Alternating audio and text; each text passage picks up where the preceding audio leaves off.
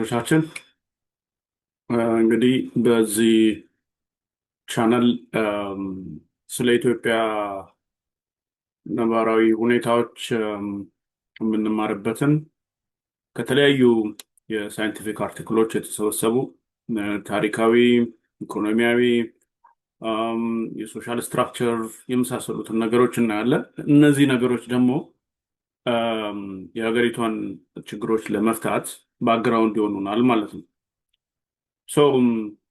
አሁን እኔ በስራ እንግዲህ አሁን አሜሪካን ሀገር ከመጣሁ አብዛኛውን ጊዜ በኢንጂነሪንግ ላይ ነው ተሳትፌ ስሰራ የነበረው እና በኢንጂነሪንግ ውስጥ ምን አይነት ነገር አለ? አንዳንድ ጊዜ ፕሮብሌም ያጋጥማል። ሌትስ ሴይ አሁን እናንተ የሆነ ፍሪጅ ገዝታችሁ ፍሪጅ ቢበላሽ አልሰራም ቢል ከዛ ዋራንቲ ነው ክሌም የምታደርጉት። ዋራንቲ ክሌም ካደረጋችሁ በኋላ የተበላሸው ፍሪጅ ይመጣል። የተበላሸው ፍሪጅ መጥቶ ለእናንተ የሚሰራ ፍሪጅ ይሰጣችኋል።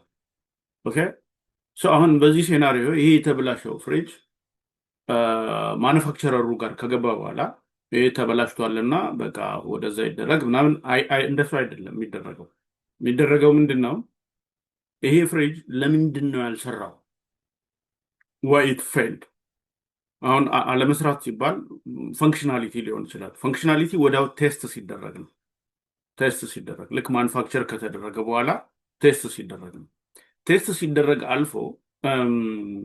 አልፎ ን ሰርቪስ መስጠት ከጀመረ በኋላ ሊበላሽ ይችላል። ይሄ ደግሞ ሪላያቢሊቲ ነው የሚባለው። አሁን አይዘር is gonna be functional test ፌል ማድረጉን ወይ ደግሞ ሪላያቢሊቲ ቴስት ፌል ማድረጉን ከዛ ወደ ካምፓኒው ከመጣ በኋላ ምንድነው የሚደረገው? ኢንቨስቲጌት ይደረጋል። that process is root cause analysis። ሩት ኮዝ ነው የሚባለው እና ለምንድን ነው ፌል ያደረገው? እዛ ውስጥ ከኢንቫይሮንመንታል አስፔክት ይታያል፣ ከዲዛይን አስፔክት ይታያል፣ ከማኑፋክቸሪንግ አስፔክት ይታያል፣ ከፕሮሰስ አስፔክት ይታያል፣ ከሲስተሚክ ፌለር አኳያ ይታያል፣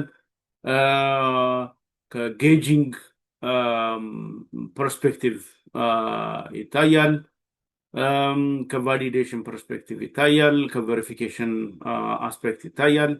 እነዚህ ነገሮች በአጠቃላይ ብዙ ሄዴኮች ናቸው። ሄዴኮች ናቸው። እያንዳንዱ ማኑፋክቸሪንግ ውስጥ የሚሰራ ኢንጂነር ኢቭን በጣም ትልልቅ መሐንዲሶች ራሱ ሩት ኮዝ አናሊሲስ በጣም ነው ፊር የሚያደርጉት፣ ይፈሩታል። በጣም ነው እንትን የሚያደርጉት። ምክንያቱም አንዳንድ ጊዜ ሩት ኮዙ ላይ ይገኝ ይችላል። ኤኒዌይስ ምንድን ነው ሩት ኮዙ ከታወቀ በኋላ ሌትስ ሴይ የዲዛይን ችግር ከነበረበት ዲዛይኑ ፊክስ ይደረጋል። የሲስተም ችግር ከነበረበት ሲስተሙ ፊክስ ይደረጋል።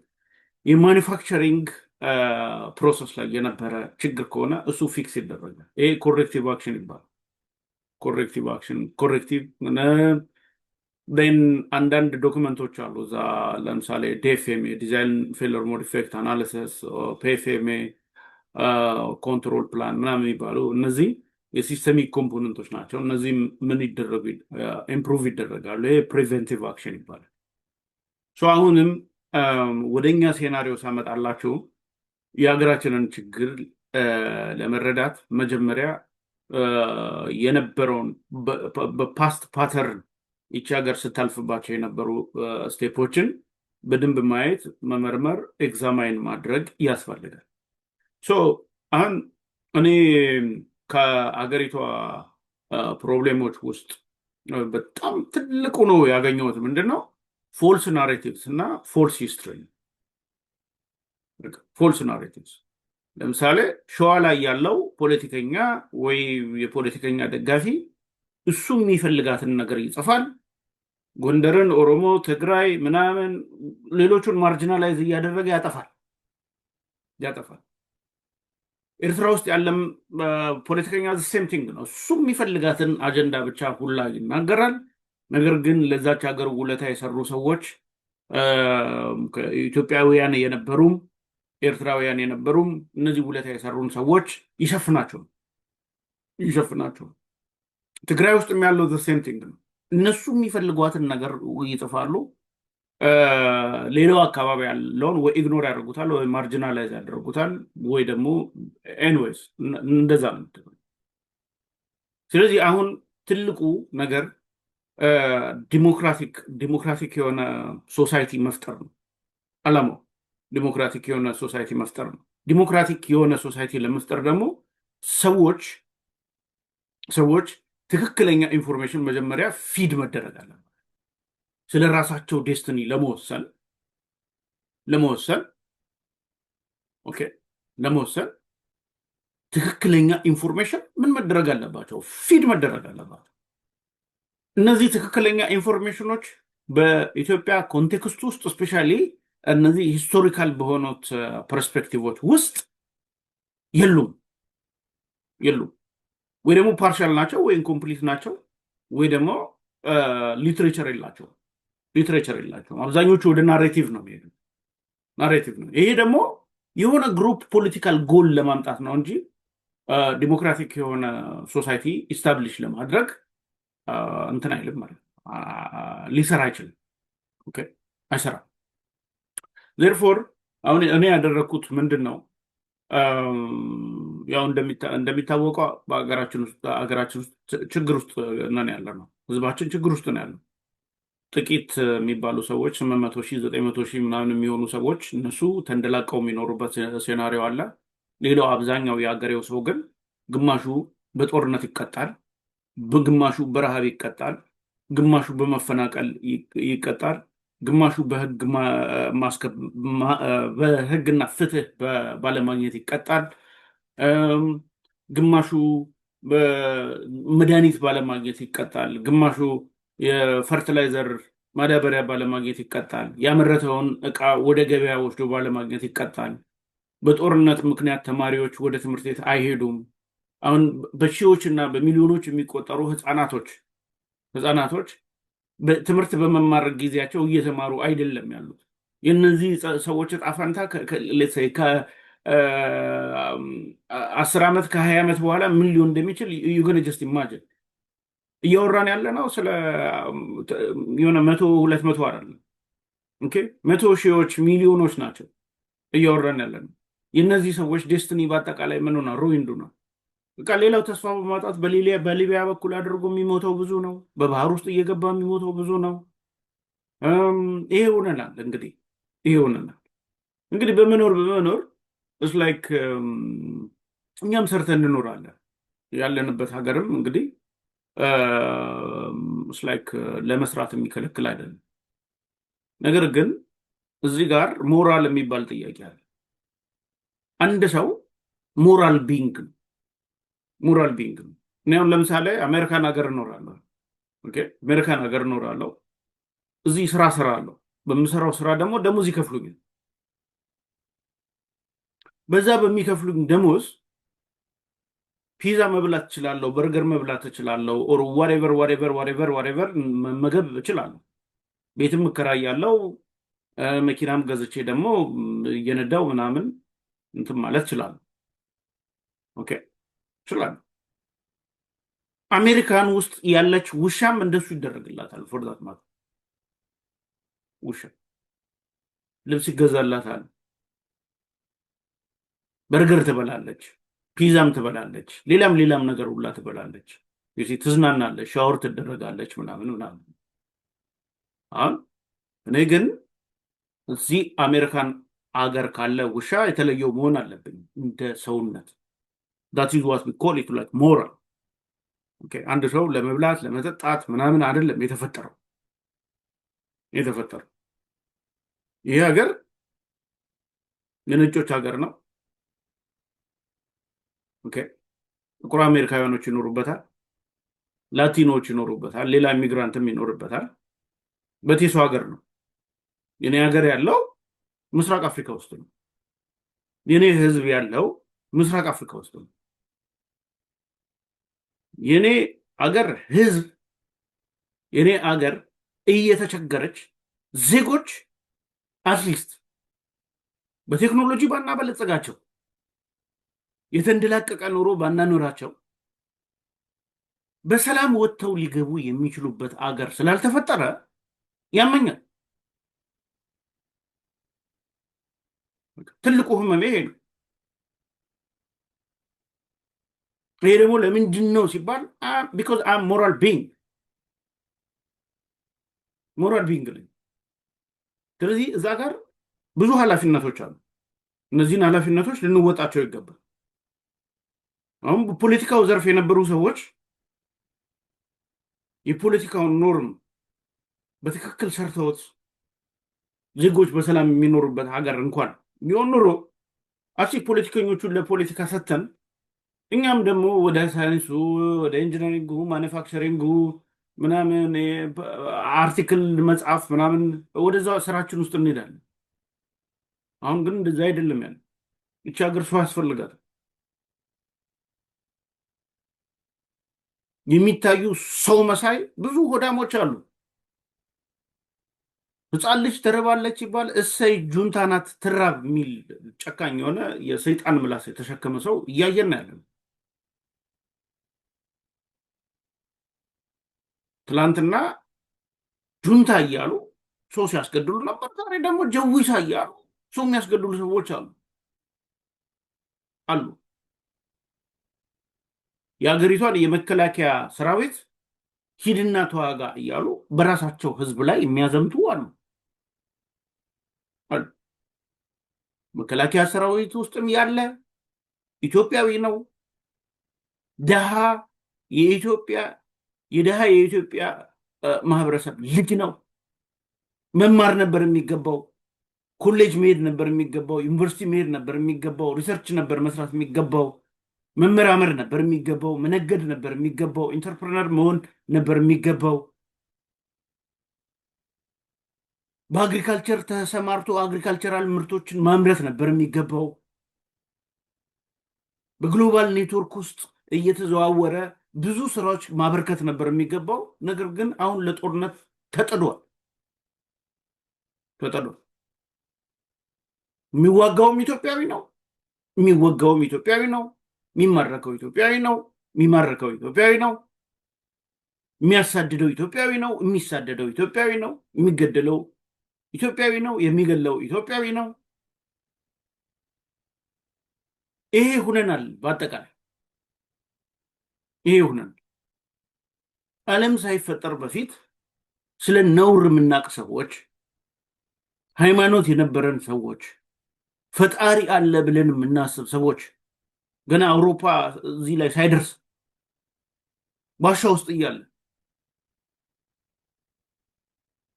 እኛ ህሊና አለን የምንል ሰዎች፣ የህሊና ማህበረሰብ የምንል ሰዎች ዛሬ የራሳችንን ህዝብ በማስጨፍጨፍ በማስገደል ተክንነዋል።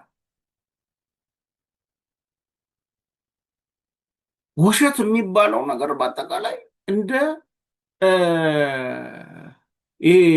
የውሸት ሪቮሉሽን በየሶሻል ሚዲያው፣ በየፌስቡኩ፣ በየተለያዩ ቦታዎች በቃ ስንሰማ ነው የምንውለው። ጥላቻውን በቃ እንዲህ አይነት የተካነ የተለየ ጂን ያለው የምንመስል ሰዎች ሁነናል።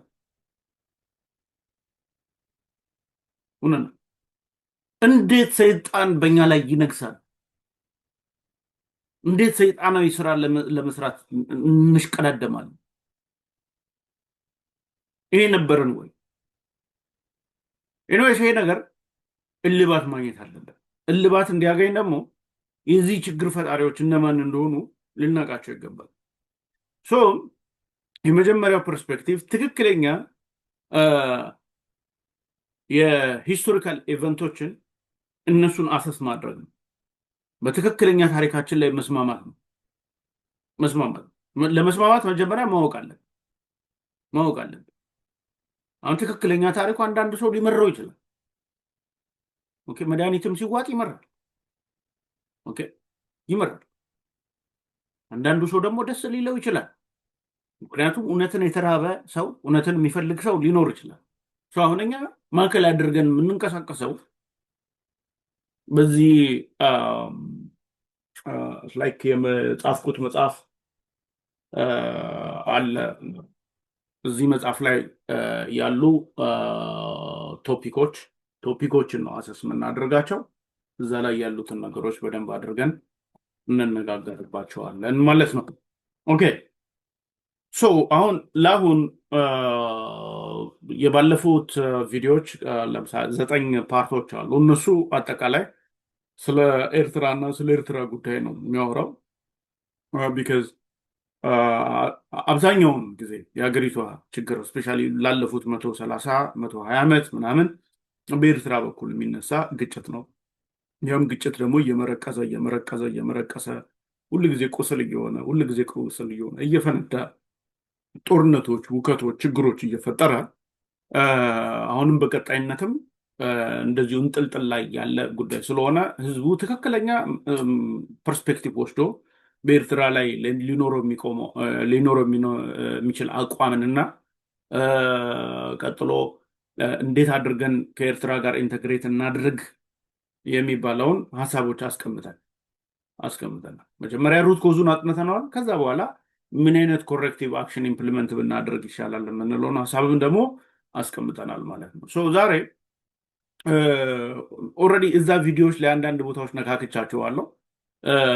እዚህ ጋር በተወሰነ ደረጃ ልነግራቸው የፈለግኩት ኢትዮጵያ ውስጥ ያሉ ከ80 ምናምን በላይ ቋንቋዎች፣ ማንነቶች ወይ ደግሞ ብሔሮች እንዴት ተፈጠሩ የሚል እነሱን እናያቸዋለን። ቢኮዝ ዛሬ የብሔር ሽኩቻ የሻምፒዮንነት ኮንፍሊክት ያለንበት አንዱን ይበልጣሉ የሚልበት ሴናሪዮ ነው ያለው እና የዘር ፖለቲካም ይባላል እና እውነት ኢትዮጵያ ውስጥ የተለያዩ ዘሮች አሉ የሚሉትን ነገሮች እናያቸዋለን። ኦኬ ወገነጀስ ሉካሪ አሁን መነሻችን የሚሆን አሁን የአክሱም ሲቪላይዜሽን ነው።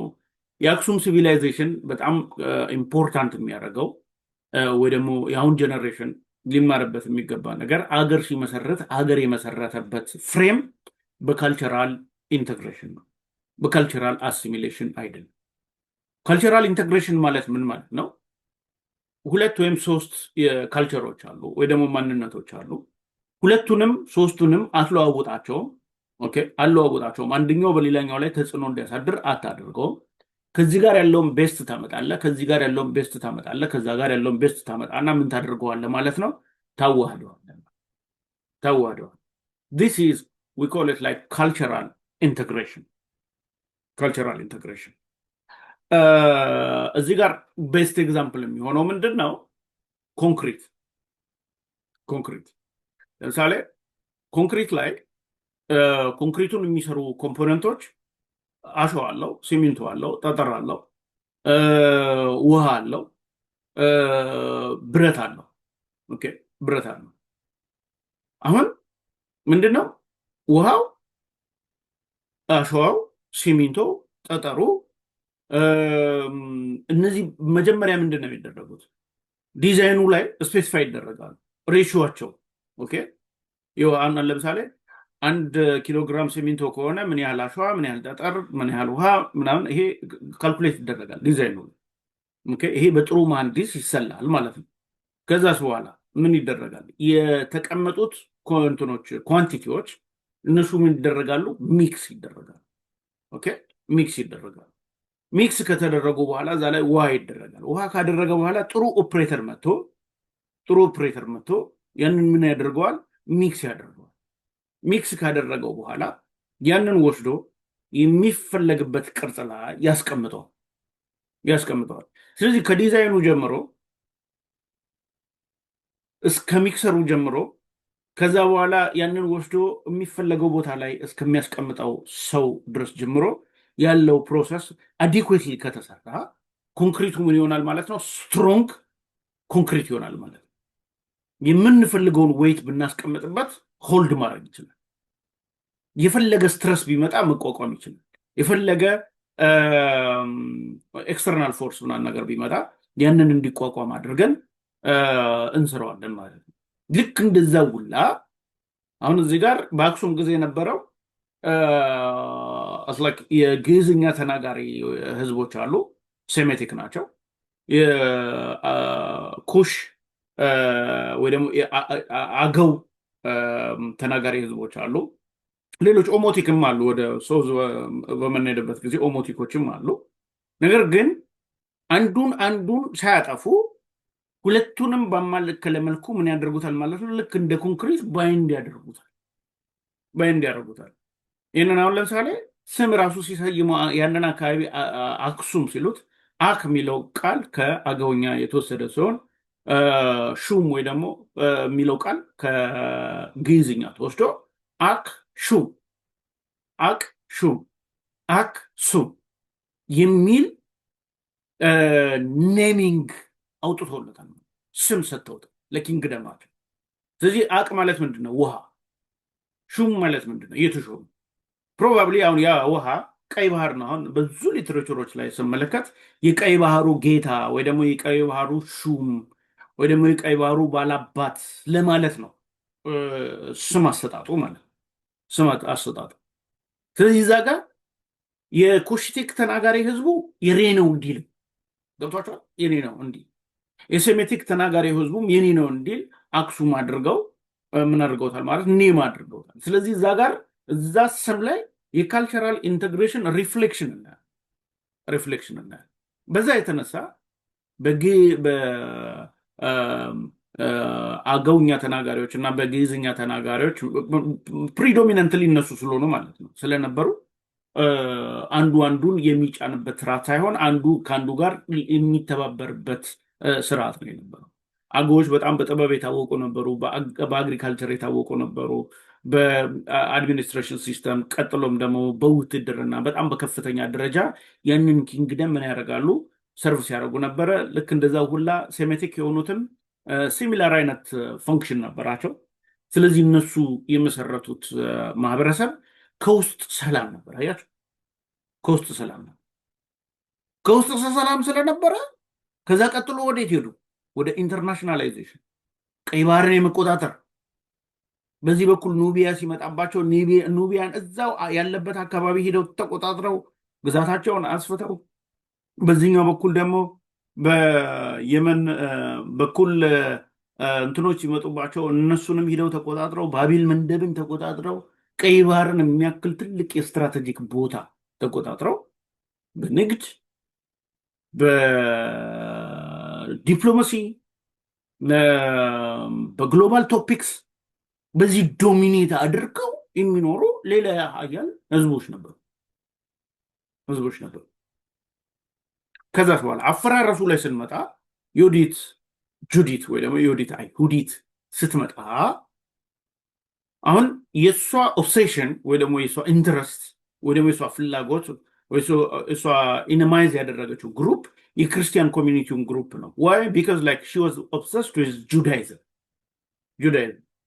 ስለዚህ አሁን እዚህ የክርስቲያን ኮሚኒቲ ውስጥ የነበሩ ብዙ አይነት ዶክመንቶች፣ ሂስቶሪካል ዶክመንቶች፣ ብዙ አይነት ጥበባቶች የነበሩባቸው ነበሩ እና እነሱን አቃጥላቸዋል።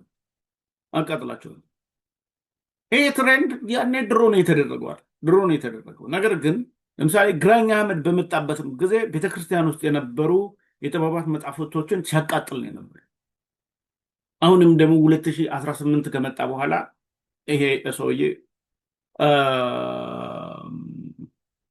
ጠቅላይ ሚኒስትር አብይ አህመድ እንደዚሁ በየገዳማትና በየቤተክርስቲያኑ የነበሩ ነገሮችን ነው ሲያጠፋ የነበረ። ሲሚላር ትሬንድ ነው። ሲሚላር ትሬንድ ነው።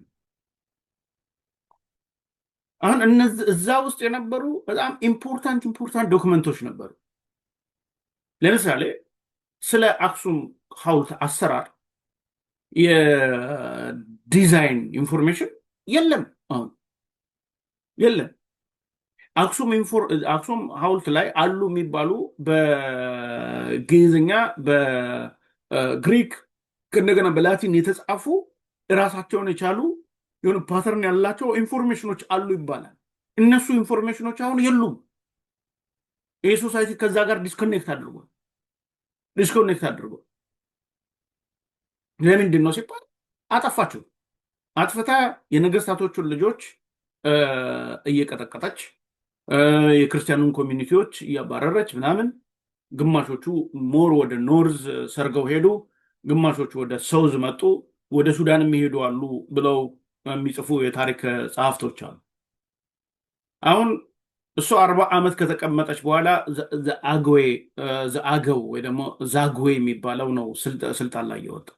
አሁን እዚህ ጋር ብዙ አይነት ፐርስፔክቲቭ ነው ያለው። ዛግዌ ሲባል የትኛው ዛግዌ ነው? ኦሪጂናሊ ኩሽቲክ ኢትዮጵያዊ ነው ወይስ ደግሞ ከቤተ እስራኤሉ ጋር ሚክስ ያደረገው ነው?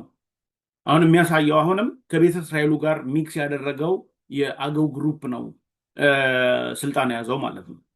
ኦኬ አሁን የዛግዌ ስልጣኑ ላይ ከወጣ በኋላ የመጀመሪያው ደረጃ ከቀይ ባህር የለም። ቀይ ባህር የሚባል ነገር ውስጥ የለም። አንደኛው የቀይ ባህር ላይ ያሉ የዳርቻ ቦታዎች ውስጥም የለም። እዛ ጋር ኮንትሮል የለው። ወደ ምዕራብ ኢትዮጵያ፣ ምስራቅ ኢትዮጵያ፣ ደቡብ ኢትዮጵያ ኮንትሮል አሁንም የለው። አሁን ኢኮኖሚካሊ በአግሪካልቸር ላይ ዲፔንድ ያደረገ ማህበረሰብ ነው። እምነት ደግሞ የኢትዮጵያ ኦርቶዶክስን እምነት ተከታዮች ናቸው። ነገስታቶቻቸውም እዛው አካባቢዎች ናቸው ያሉት። ስለዚህ አሁን ወደ ሶዝ አይሄድም፣ ዌስት፣ ኢስት፣ ኖርዝ ወደዛ አካባቢ አይሄድም። ስለዚህ ያ ባለመሆኑ የተነሳ ያ አድሚኒስትሬሽን ብዙ ነገሮች ገጥመውታል። አንደኛ በተለያየ አካባቢ ያሉ ገዢዎችን በቁጥጥሩ ስር ማድረግ አልቻለም። በሴንትራል አድሚኒስትሬሽን ስር ማድረግ አልቻለም። ስለዚህ ይሄ ደግሞ የተለያዩ ፋክሽኖች ፈጥሯል ማለት ነው። በተለያዩ የሀገሪቷ ግዛት ውስጥ የነበሩ ቦታዎች የተለያየ ፋክሽን እንዲኖራቸው አድርጓል። በሁለተኛ ደረጃ ደግሞ ውስጥ ለውስጥ ራሱ እንደ አክሱም የነበረ ስሙዝ የሆነ የስልጣን ሽግግር ሳይሆን ያለው በስልጣን ሽኩቻ የሚያዝ ስልጣን ነበር የዛግዌ ዳይናስቲ ራን የሚያደርገው። ይሄ ከአስረኛው መጨረሻ 11ኛው 12ኛው እስከ 13ኛው ክፍለ ዘመን ነው እንግዲህ። ሌላኛው ደግሞ የኢኮኖሚ ትስስር መፍጠር አልቻለም። በሪጅኖች ማለት ነው። ለምሳሌ የተለያዩ የሪጅን ፓርቶች በምን ይገናኛሉ? በንግድ ይገናኛሉ። በንግድ አንደኛው የሆነ ነገር ያመርታል፣ ሌላኛው ደግሞ የሆነ ነገር ያመርታል። ያንን ወደ ገበያ ይዘውት ይመጣሉ። ከዛ በኋላ ኤክስቼንጅ ይኖራል። ኤክስቼንጅ በሚኖርበት ጊዜ አንደኛው የሌለውን አኳየር ያደርጋል፣ ሌላኛው ደግሞ ገቢ ያገኛል። እንደዚህ አይነት ነገሮች ይኖራሉ። በዚህ ጊዜ ምንድነው የሚሆነው ማለት ነው?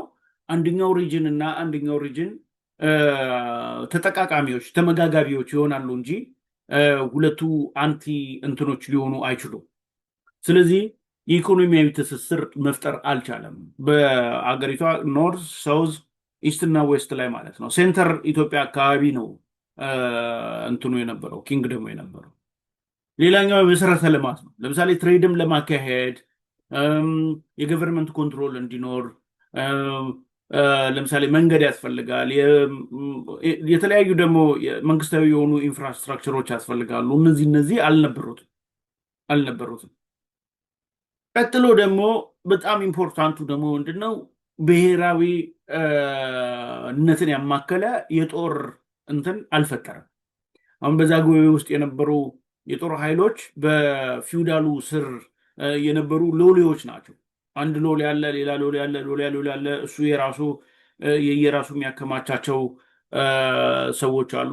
እነሱ ተሰባስበው ነው የሆነ ፎርስ ነገር መፍጠር የሚችሉት እንጂ ናሽናል የሆነ ከሁሉም ሳውዝ ካለውም፣ ኖርዝ ካለውም፣ ኢስት ካለውም፣ ዌስት ከሁሉም አካባቢ ወስደው አርሚ ያልፈጠሩ ገብቷቸዋል። አንድ ሀገር ስታብሊሽ የሚያደርገው ሲስተም ይሄ ነው። ምክንያቱም አርሚ ሲመጣ ለምሳሌ ከሲዳማ ስንመርጠው ከሀዲያ፣ ከኦሮሞ፣ ከአፋር፣ ከተለያዩ ቦታዎች ተመርጦ ለምሳሌ አገርን በመከላከል ጉዳይ ሂዶ ሳክሪፋይስ ያደርግ ስለዛ ሀገር ናሽናሊዝም ምን ያደርጋል? ያዋህደዋል፣ ከራሱ ጋር ያዋህደዋል። ከራሱ ጋር ማዋሃድ ብቻ አይደለም፣ ከማህበረሰቡ ጋር ያዋህደዋል። ከቤተሰቦቹ ከልጆቹ ከማህበረሰቡ ከሁሉም ጋር ያዋህደዋል ስለዛ አገር ናሽናል አዘርዋይዝ ምንም ሳክሪፋይ የማያደርግ ከሆነ የሆነች ቦታ ቁጭ የሚል ከሆነ ምናምን ነገር ስለዛ አገር የሚኖረው ግንዛቤ ሌስ ኤንድ ሌስ ነው የሚሆነው እና ይህንን ማድረግ አልቻለም ሌላኛው ደግሞ የባህል ውህደት ነው ቅድም እንደተናገር ነው በአክሱም ጊዜ ካልቸራል ኢንቴግሬሽን ነው የነበረው በዛጉዌ ጊዜ ግን ያ አልነበር አሁን ደቡብ ላይ ያሉት ፋክሽኖች አብዛኞቹ የራሳቸው አድሚኒስትሬሽን ባህላዊ አድሚኒስትሬሽን ይፈጥራሉ የራሳቸው ሲስተም ይፈጥራሉ የራሳቸው የኢኮኖሚ ፓተርን ምናምን ነገር ይፈጥራሉ ስለዚህ እዛችሁ ነው የሚኖሩት ሌሎቹም በየአካባቢ ያሉት እዛችሁ ነው የሚኖሩት አሁን ለዚህ በጣም ኤግዛምፕል የሚሰጠው ለምሳሌ የሀገራችን የዘመን አቆጣጠር ግዕዙ ነው እያለ ወደ ሲዳማ በምንመጣበት ጊዜ ግን ምን እናገኛለን ማለት ነው የራሳቸው የዘመን አቆጣጠር ፈጥረው እናገኛለን ይታያቸዋል ምን ያህል ዲስፓሪቲ እየተፈጠረ እንዳለ ይሄንኛው ዘመን ብሎ የሚቆጥርበት የራሱ ሲስተም አለው ያንኛው ደግሞ ዘመን ብሎ የሚቆጥርበት የራሱ ሲስተም እስከማበጀት ድረስ ነው የደረሱት ማለት ነው ገብቷቸዋል ያ ማለት ምንድነው ሴንትራል መንግስቱ ዛጉዌ ነው ነገር ግን አሁን እንደነገርኳችሁ እንደነ ሲዳማ አይነት ያሉ ማህበረሰቦች ግን የራሳቸው የሆነ ምን ፈጥረዋል ካላንደር ፈጥረዋል ይሄ ማለት ኖት ኦንሊ የተለያየ አድሚኒስትሬሽን ብቻ ሳይሆን ያላቸው የተለያየ የቀን አቆጣጠርም ፈጥረዋል ማለት ነው ስለዚህ ይሄ የናሽናል ኮሄሽኑ ላይ ከፍተኛ ችግር እየገጠመው እንዳለ ከዛ መረዳት እንችላለን ሌላኛው ዲፕሎማሲያዊ ግንኙነቶች ነው ዲፕሎማሲያዊ ግንኙነቶች ዛጉዌ የመጀመሪያው ቀይ ባህር ውስጥ የለበትም ቀይ ባህር ኦልሬዲ በአረቦች ተይዟል ስለዚህ አንዳንዴ በዛ በኩል መግባትና መውጣት ያስፈልገው ከአረቦች ጋር ነው ኮላቦሬሽን የሚጠይቀው በራሱ ምድር በራሱ ቦታ ነገር ግን አረቦችን ነው የሚጠይቀው ኦኬ የአረብ ነጋዴዎች ምናምን መንገዱ ላይ ግባ ውጣ ሲሉት ነው የሚንቀሳቀሰው እንጂ ምንም አይነት እዛ ቦታ ኢንፍሉዌንስ የማድረግ ፓወር አልነበረው ስለዚህ እነዚህን አሁን ሰማፕ በምናደርጋቸው ጊዜ ምን ሆኗል ማለት ነው ዛጉዌ እዛችው ሴንትራል ኢትዮጵያ ወደ ላስታ አካባቢ ሴንተር ያደረገ መንግስት ነው ያለው ወደ ኖርዝ አይሄድም ወደ ሳውዝ ኢስት እና ዌስት አይሄድም አሁን ቅድም በነገርኳችሁ ሲስተም ስለዚህ በኖርዝ ሳውዝ ኢስት እና ዌስት የሚገኙ የኢትዮጵያ እንትኖች ማህበረሰቦች ምን ሆኗል ማለት ነው ለምሳሌ ከኩሽ ፋሚሊ እነ ሲዳማ ማንነት ተፈጥሯል ሲዳማ ቋንቋ ተፈጥሯል ኦኬ ኦሮምኛ የሚባል ማንነት ተፈጥሯል ኦሮሞ የሚባል አይደንቲቲ ቋንቋ ምናምን ተፈጥሯል ከምባታ ሀዲያ ዩሲ እነዚህ አፋር ሶማሌ እነዚህ የሚባሉት ተፈጥሯል ማለት ቀጥሎ ደግሞ ወደ ኖርዝ በምንሄድበት ጊዜ ከሴሜቲክ ግሩፕ ትግርኛ የሚባል ተፈጥሯል ዛሬ አኮለ ግዛይ እና አጋሚ አካባቢ አዲግራት አካባቢ ያሉ ኮሚኒቲዎች ናቸው ያንን የፈጠሩት ያንን ሴንተር አድርገው ማለት ነው 11ኛው ክፍለ ዘመን ላይ ነው የተፈጠረው ትግርኛ ማህበረሰብ ዌስት ሳይድ ደግሞ ትግረ የሚባል ሌላ ተፈጥሯል ወደ ሶዝ ደግሞ ስንመጣ አርጎባ የሚባል ማህበረሰብ ተፈጥሯል ከአርጎባ ደግሞ አማርኛ ቋንቋ ተናጋሪ አዲስ የአማራ ግሩፕ ተፈጥሯል ባይ ዘ ወይ ይሄ አማርኛ ተናጋሪ አማራ የሚባለው አሁን የለም ምናምን የሚሉ ሰዎች አለ አማራ የሚባል ማህበረሰብ አለ እሱም ዌስት ኢስት ወሎና ሸዋን የሚያካልል ማህበረሰብ ኢኒሺያሊ ማለት ስለዚህ እነዚህ ተፈጥረዋል ይሄ ሌሎች አሁን ወላይታ ከኦሞቲክ ሌሎችም አሁን ዛሬ የምትመለከቷቸው ከ80 ምናምን ቋንቋ በላይ የሚናገሩ ማህበረሰቦች ተፈጥረዋል ማለት ነው ይሄ ደግሞ ምንድነው በዘመነ ዛጉዌ የአክሱምን ሌጋሲ ልናስቀጥል ባለመቻላችን እና በዛ ዘመን የገጠመን ማህበረሰባዊ ምንድነው ማለት ነው ውድቀት ነው ማለት ውድቀት ስለዚህ ዛሬ ቀለም አለን እኛ እንደዚህ ነው ዥንጉርጉር ነን እንዲህ ምናምን የሚባለው ነገር ቀለማችን የሚያምር ሆኖ ሳይሆን የሆነ ዘመን ላይ ያጋጠመን የውድቀት ውጤት ነው ማለት ነው። የውድቀት ውጤት። ስለዚህ ይህንን በደንብ አድርገን ልንገነዘበው ልናውቀው ይገባል። አሁን ቋንቋ መብዛትንና ወርልድ ላይ ዶሚናንስ እንመልከት። ለምሳሌ ግሬት ብሪቴን ውስጥ ወደ 3-4 ቋንቋ ይነገራል። ዌልስ፣ ስኮቲሽ፣ አየርላንድ እና ብሪቲሽ ወይ ደግሞ እንግሊዝኛ ማለት ነው። ጀስት 4። ጣሊያን ውስጥ ስንሄድ 3 ቋንቋ ይነገራል። ፈረንሳይ ውስጥ ስንሄድ 3 ወይ 4 ይነገራል። ስፔን 3 ወይ 4 ይነገራል። ስዊዘርላንድ 3 ወይ 4 ይነገራል። ጀርመን 3 ወይ 4 ይነገራል። ኦስትሪያ ውስጥ ላይክ 3 ወይ 4 ይነገራል። ጃፓን 3፣ ኮሪያ 1። እንዲህ ናቸው ያሉ የቋንቋ ስብጥሮች። አሁን የጠሯቸው አገራቶች በአጠቃላይ ደግሞ ቴክኖሎጂካሊ ስትሮንግ ናቸው፣ ኢኮኖሚካሊ ስትሮንግ ናቸው። የዓለም ላይ ያላቸው የኢኮኖሚ የበላይነት በጣም ስትሮንግ ነው። ዓለም ላይ ያላቸው ዶሚናንስ በጣም ስትሮንግ ነው። ስትሮንግ ነው። ወደ ኢትዮጵያ እንምጣ። ስንት እናገኛለን? 84። ወደ ታንዛኒያ እንሄድ 130 ፕላስ። ቶጎች ትንሽዬ ቶጎ ምዕራብ አፍሪካ ውስጥ ያለች ሀገር አለች። እሷ ውስጥ ስትገቡ ከ40 እና ከ50 በላይ ቋንቋ ነው ያለ። ናይጄሪያ ውስጥ ከ500 ቋንቋ በላይ አለ።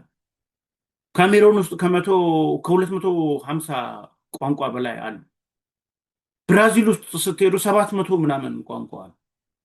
ፔሩ ልክ እንደዛው ነው። ፔሩ ውስጥ ስትሄዱ ሌሎች ቦታዎችም እንደዚሁ ስትሄዱ የቋንቋ መብዛት መዓት ነው የምትሄዱ። እነዚህ ቋንቋቸው የበዛባቸው አገሮች ደግሞ ኢኮኖሚካሊ ምንድን ናቸው? ዊክ ናቸው። ዓለም ላይ ያላቸው ኢንፍሉዌንስ ዊክ ነው። ቴክኖሎጂካሊ ዊክ ናቸው። አድሚኒስትሬቲካሊ ዊክ ናቸው። በኮንፍሊክትስ አንደኛ ናቸው፣ ይመራሉ። በኮንፍሊክት በጦርነት ይመራሉ፣ አንደኛ ናቸው።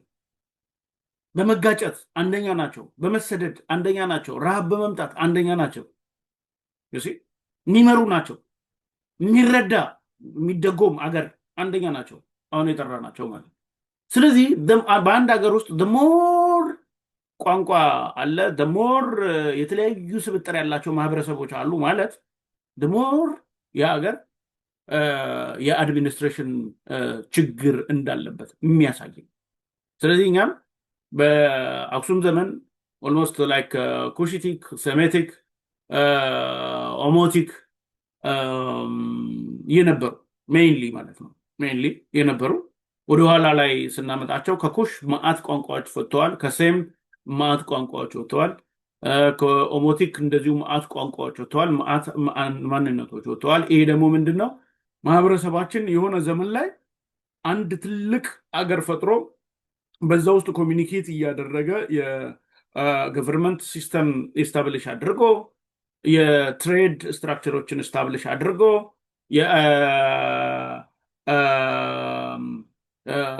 ኮሚኒኬሽን ቻነሎች ህዝብ ለህዝብ የሚገናኝባቸው ማለት ነው መድረኮች ፈጥሮ ከእንደገና ደግሞ አገራዊ የወታደር እንትን ፈጥሮ መኖር ከብዶት የነበረ ዘመን እንደነበረ እና እነዚህ በተለያየ አካባቢ የነበሩ ማህበረሰቦች እዛቸው ቁጭ ብለው መጀመሪያ ወደ ጎሳነት ከዛ በኋላ ወደ ብሔርነት እንደተቀየሩ ልናስበው ይገባናል። አዘርዋይስ የኢትዮጵያ ውስጥ የነበሩ ባክግራውንዶች ማናቸው ከተባለ 4 ናቸው። ሴሜቲክ፣ ኩሽቲክ፣ ኦሞቲክ እና ኒዮሳራን ናቸው ማለት ነው። ኦኬ። ስለዚህ የዘር ቋንቋ እንትን አለ ምናምን ነገር የሚባለው እኔ አምናት ክሊር ወዳቱ የትኛው ዘር እንደሆነ ብዙ እንትን የለኝም። እንደነገርኳችሁ ለምሳሌ የኩሽ የኢትዮጵያ ህዝቦች እና ሴሜቲክ የሆኑ የኢትዮጵያ ህዝቦች በመጋባት ለብዙ ዘመን ኑረዋል። ለምሳሌ በአማራ ክልል ያለው አገው ከትግርኛ እና ከአማርኛ ተናጋሪ ህዝብ ጋር ኦልሞስት ባይንድ አድርጎ የሚኖር ህዝብ ነው ማለት ነው። ዴርፎር ከዚህ ሌሰን ወይ ደግሞ ካሁኑ እንትን የምንመለከተው በሆነ ዘመን ላይ ያጋጠመን ችግር ዛሬ ብዙ ብሔር ብሔረሰቦች ተፈጥረው መምጣታቸውን እንድንረዳ ያደርገናል ማለት ነው። ኦኬ ዛሬ ላይ ምኑን እንመተናል? ትግርኛ የሚባል ማህበረሰብ አለን። አማርኛ የሚባል ማህበረሰብ አለን። ኦኬ ኦሮምኛ አለን። ኦኬ ሲዳምኛ አለን። ከምባታ፣ አፋር አለን። ሱማሌ አለን። ሌሎቹም አሉ። ኦኬ አሁን እነዚህን ደግሞ አሲሚሌት እናርጋቸው ወይስ ደግሞ የመልቲካልቸራል ስቴት ፈጥረን በእያንዳንዱ ካልቸር ውስጥ ያሉ ኢምፖርታንት ነገሮችን ኢንተግሬት አድርገን የኮሄሲቭ የሆነ ነገር እንፍጠር ነው። ታቸዋል። ይሄ ነው ጥያቄው፣ ይሄ ነው። ስለዚህ ሁለት ኦፕሽን ነው ያሉን። ከነዚህ ሁለት ኦፕሽኖች ካልቸራል አሲሚሌሽን ነው አንደኛው፣ ሌላኛው ደግሞ ካልቸራል ኢንቴግሬሽን ነው። ሶ ዊች ዋን ኢዝ ዊች? ካልቸራል ኢንቴግሬሽን ምንድን ነው ወይ ደግሞ ካልቸራል አሲሚሌሽን ምንድን ነው? ኔጌቲቭ ኢምፓክቱ፣ ፖዚቲቭ ኢምፓክቱ የሚባሉትን ነገሮች በደንብ አድርገን እንመረምራለን፣ እናያለን። ለአሁን እዚህ ላይ ላብቃና በሚቀጥለው ሌሰን ደግሞ እናወራለን ማለት ነው። ታንክ ዩ ቬሪ ማች።